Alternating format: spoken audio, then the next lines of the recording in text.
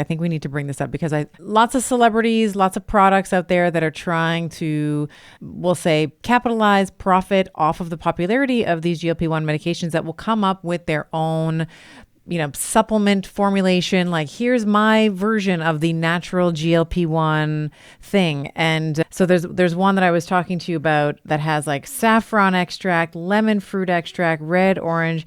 And I was like, okay, what? And it was basically like your daily GLP-1 supplement, right? Very famous family. You can all probably guess who I'm talking about. And I went into PubMed and I was trying to find, I was like, okay, tell me why red, orange, and saffron and lemon fruit in this particular, concoction, this particular, what they were calling a GLP-1 supplement works. And, and maybe you can comment, you would probably know this more than I, but I couldn't find anything compelling to justify that. I mean, I'm sure if you just drink water, you could probably stimulate some GLP-1 because it's endogenous to our, your body's like, oh, there's something here, right? But these particular ones that I'm talking about didn't really have a lot of, how will I say it, like clout. Like there was not a lot, the weight of the evidence was not in the favor of these ingredients. So I wanted to maybe talk about the hops. I want to talk about hops and why bitters are important.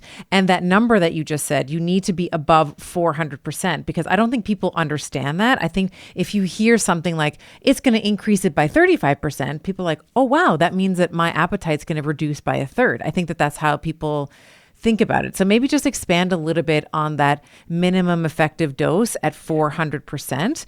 And then this why Calokurb is focusing on hops extract, which is what this Amarsate, I'm saying that wrong. Amarasate, sorry, how that we'll just call it hops extract. Why the hops extract is so effective. Yeah, look, we get very grumpy, of course, when we see these products and they go, we stimulate GLP-1. Look, as you said, eat an apple and you'll stimulate GLP-1, but you have to be above 400% to make any behavioural change. It really, and I look at them, and when they say 35, I couldn't find any evidence either. I looked all through. In fact, the studies I did see were like there was no statistical difference whatsoever. So I kind of think if you throw a whole lot of charts at things, people think, well, you've done a study. But let me go back to the beginning, and I think that might explain it. You probably tell by my accent, I'm not Australian, all right? I'm New Zealand. And all primary research in New Zealand is done by the government.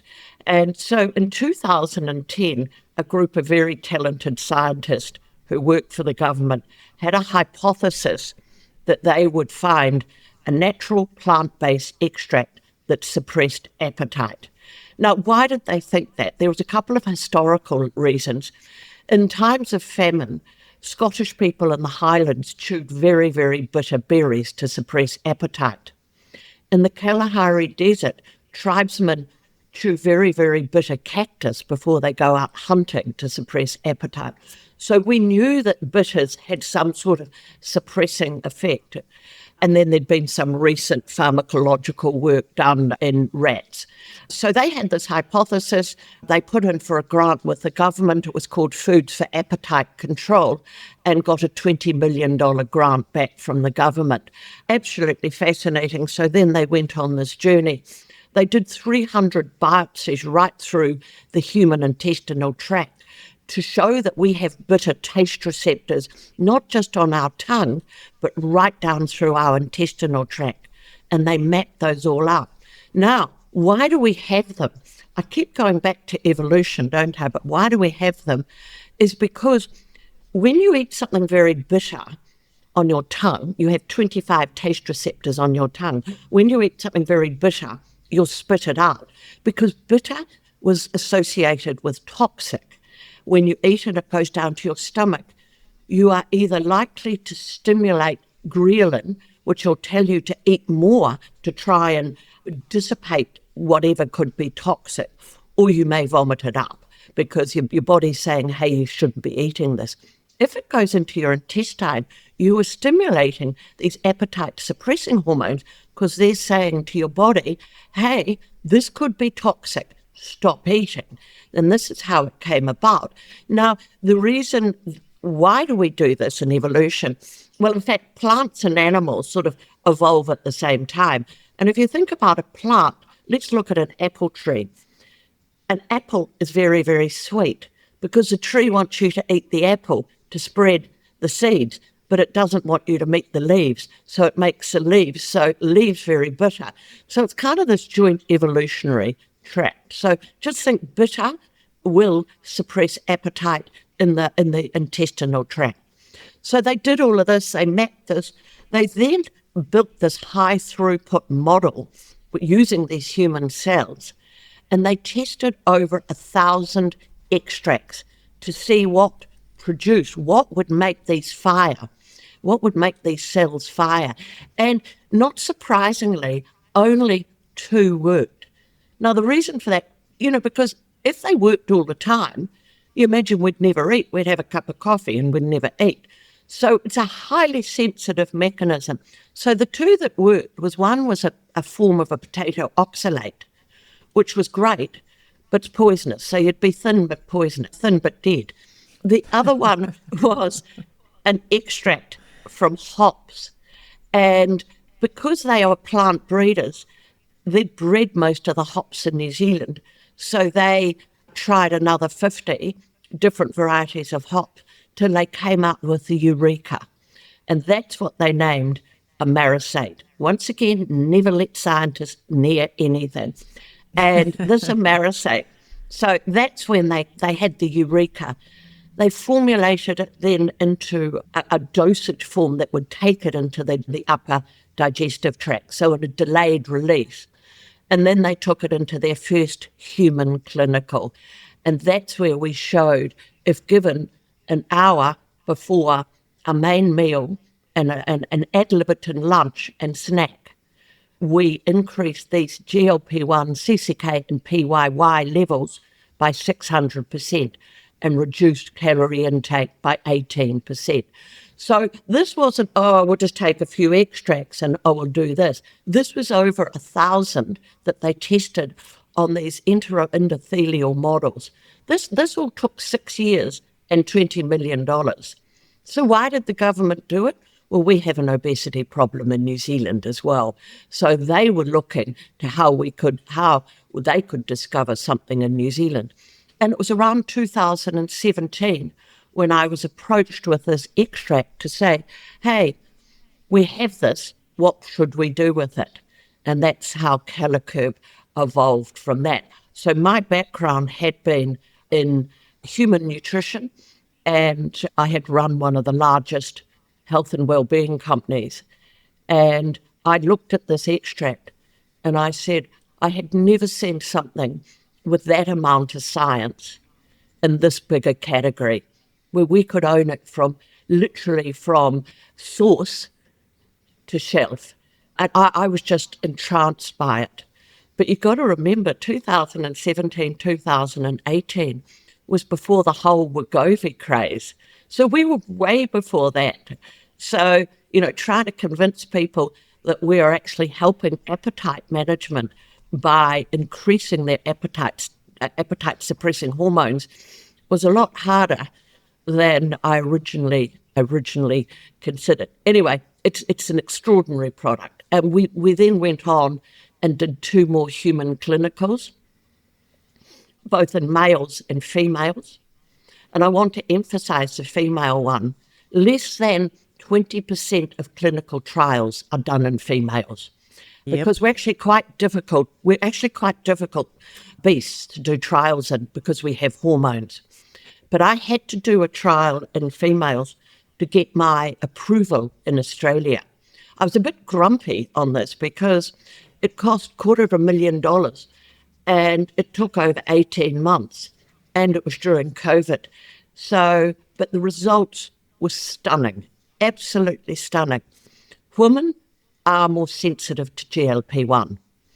And we showed that we got, so in a 24-hour water-only fast, we gave Calokurb in the last 8 hours at 16 hours and 20 hours. Because you've got to get a hunger that you can measure. And we showed 100% decrease in increased hunger. So at 24 hours, they were no more hungry than they were at 16 hours. So that's extraordinary. And these are all And was that a delivered. low dose? Let's talk a little bit about the difference. So I'm familiar with the study. I've looked at it in just preparation for this conversation, but the reader or the listener might not be. So if we have, like, there's 3 different arms, right? We had the placebo, we had low dose and high dose. So let's talk about the 3 arms of the study and what they were given. Okay, so the high dose is the dosage we recommend with Calokurb, which is 250 milligrams. So the low dose was 125. So you still got appetite suppressing, but the one that really blew me away was the 120% decrease in craving. So they were less craving food, less at 24 hours than they were at 16 hours. That's the end of a 24-hour water-only fast. And then we gave an ad libitum. When I say they, the scientist, I'm not allowed anywhere near it. They gave an ad libitum, or eat till you're full meal at 24 hours, and they ate 14.5% less calories. Now, that's 4 hours after their last dosage. So here we know that we dose at 250 mg, which is what we recommend. It goes down through the intestinal tract, firing off these receptors, and it lasts for 4 to 6 hours. It reduces appetite, it reduces hunger, craving, and calorie intake. So I hate using this terminology, but we are the only natural Ozempic, if you want to say, or GLP-1 at a level that'll make a bad behavioural difference. And just to emphasise that, we are actually patented. Our patent is granted in the US, in Australia, the one that I was grumpy at, and pending in New Zealand and Europe. So, it's an extraordinary product. And I suppose, just as a founder, why was I so entranced by it? And I will say this very honestly now, I battled with my weight for my whole life. I was never really overweight, but it was always this love-hate relationship. I loved food, but I hated food. There was always the binging, the dieting, falling off the dieting, and The everything. noise. It's like The noise. food noise. Oh, Yeah, all the yeah. time, all the time. Yeah. And I've been on Calokurb for 6 years. Of course I'm going to say that. I'm the founder, but I am on it all the time. And I only take it once a day now because I'm in maintenance. But I have completely changed my relationship with food. I'm very happy with food now. I don't have that love-hate. I eat, but I just don't eat as much. It takes that food noise, it takes that hate relationship out of it. And yeah, it's been fantastic. And I kind of say to people, and many women, and I think men are sometimes the same, we do have this relationship with food. Yeah, I think what you're saying here is really important, because I think that people who have what you're describing, that food noise, like you're either thinking about food, or when you're eating food, maybe you're so nervous that you're going to overeat that you're stressing yourself out, and then you're not digesting the food properly anyway. And then you finish, you're like, did I have enough? Did I have too much? I'm not sure. And then you're thinking about the next meal. And, all of this is really, we hear this a lot from patients who struggle to manage their weight. And this is actually, I've said this on the show before, but I think it's worth mentioning. I've really, in the beginning, when I was a very young, naive, stupid doctor, and I'll say that because, I was very rigid in the way that I looked at weight loss. It's like calories in, calories out, and it is a willpower issue. If you cannot control, but obviously that is first of all, it's very, I would say it's a non-compassionate viewpoint to take. And it also doesn't take into account what you're talking about, which is the rumination and the noise, right? And for women and men and women who struggle with their weight, I think that first of all, there's a genetic component. We know that, but we were talking at the beginning around GLPs and their ability to bind at certain sites in the nervous system, in the central nervous system, in the brain, to decrease or to dampen our sense and urgency for hunger. And so I think that with men and women who are obese, that the reward centers in the brain are, they react, that brain, when it gets cheesecake, reacts differently to someone who doesn't. So I think that that's really, really important. And I appreciate your story on it in terms of how you've changed your relationship with food, because I think every woman, it doesn't matter what you could be in New Zealand, you can be in Canada, you can be in France. Like all women are thinking about their weight, in some capacity or another. And I think if we can really dial down the I mean, noise is the best word. Like if we could just dial down the noise, I think that's a gift in a way to women everywhere.